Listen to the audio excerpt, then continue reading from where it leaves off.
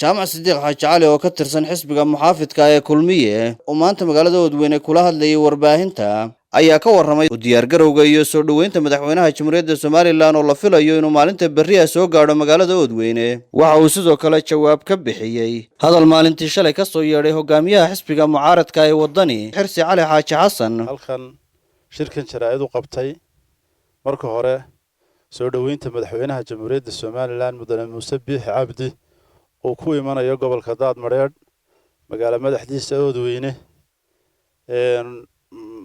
madaxweynaha Jamhuuriyadda Soomaaliland oo soo kicitimay gobolada bariga Soomaaliland oo haatan ku sugan magaalada madaxda Burco waxaan runtii si meeqaam sare ah iyo si milga iyo maamuus ku jiro iyo si gobonnimo leh bulshada gobolkan Daadmareed ay diyaar ugu tahay kuna soo dhaweynaysaa gacmo furan caleemo qoyan iyo waajibaadku iyo ka gudanaya waajibaadkoodii dastuuriga ahaa ay ku soo dhaweynayaan madaxweynaha. runtii waxa shalay saxaafadda la hadlay Xirsi Cali Xaaji Xasan oo ka tirsan xisbiga mucaaradka ee wadani.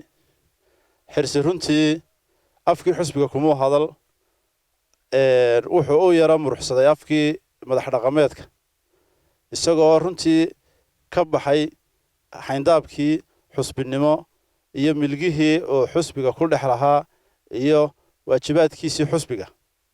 runtii waxyaabahan Xirsi isku dul taagay hadalkiisa ka mid ah waxa ahaa madaxweynuhu wuxuu kala qaybiyay wuxuu dabadda u saaray bulshadii dooratay waxaanu soo xareynayaa kuwii aan dooran. Xirsi waxaan leeyahay hadalkaas uma aha kii siyaasiga ee waa kii madax dhaqameedka marka dee gooraad madax dhaqameedka ku biirtayna anigu ma ogeyn. runtii Xirsi waxaan anigu ugu jawaabayaa runtii Xirsi ma aha wuxuu xusbiga wadani u hayaa xil aan jirin. hogaamiyaha xusbiga waa gudoomiyaha xusbiga Cabdiraxmaan Maxamed Cabdullaahi laakiin Xirsi wuxuu xusbiga u hayaa xil aan jirin oo geed sarawaaba. waxa hadalkaaga ku jirtay madaxweynuhu Wadweyne hadda u hooyanaya goor Wadweyne uu noqday dee lambar 4 maanaan ahayna dee lambar 1 baan ahay. hadalkaa Xirsi meeluu ka daaray garan maayo. gobolka ma nabadgelyo darro ku sheegayaa ma wuxuu ku sheegayaa meel aan in madaxweyne u hoydo u qalmin ma wuxuu ku sheegayaa qabiilka oo dadka deegaanka iyo qabiilka dadka deegaanku inay yihiin dad aan loo hoyan karin. madaxweynayaashii soo maray Soomaaliland oo dhammi Wadweyne way hoydeen. Muuse Biixi Cabdi hadduu hoydo wuxuu ka mid yahay madaxweynayaasha shanta ah ee Soomaaliland soo maray ee Wadweyne u hoyday. Wadweyne waxa weeyaan xaruntii mujaahidiinta waa xaruntii dalka laga xoreeyay waa xaruntii dhaqanka iyo milgaha ma aha meel loo quuro hadda madaxweynuhu Wadweyne u hooyanaya si jees inta loo yiraahdo ma aha meel loo quuro madaxweynuhu hadda Wadweyne u hooyanaya.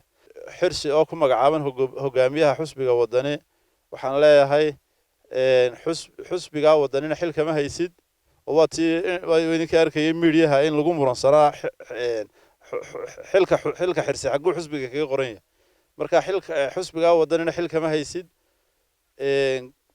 imikana waxaad ku fiican tahay muxaafidnimada marka waxaan ku leeyahay hadalkaas aad tidhi iyo Wadweynaha loo hooyanaya iyo bulshadii dooratay ina dabaddu dhigay kuwii aan dooranna uu soo xareeyay.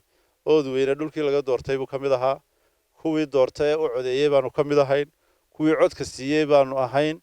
imikana haddii mucaarid iyo muxaafidba waa madaxweynaha qaranka Jamhuuriyadda Soomaaliland kii doortay iyo ka aan dooranba waa madaxweyne. geedkaas la harsanaya weeye isagaynu wada hoos joognaa ninka wax qaybinaya waa adiga ee Muuse maaha. Muuse Saleeman Maxamed warbaahinta qaranka Soomaaliland magaalada Wadweyne.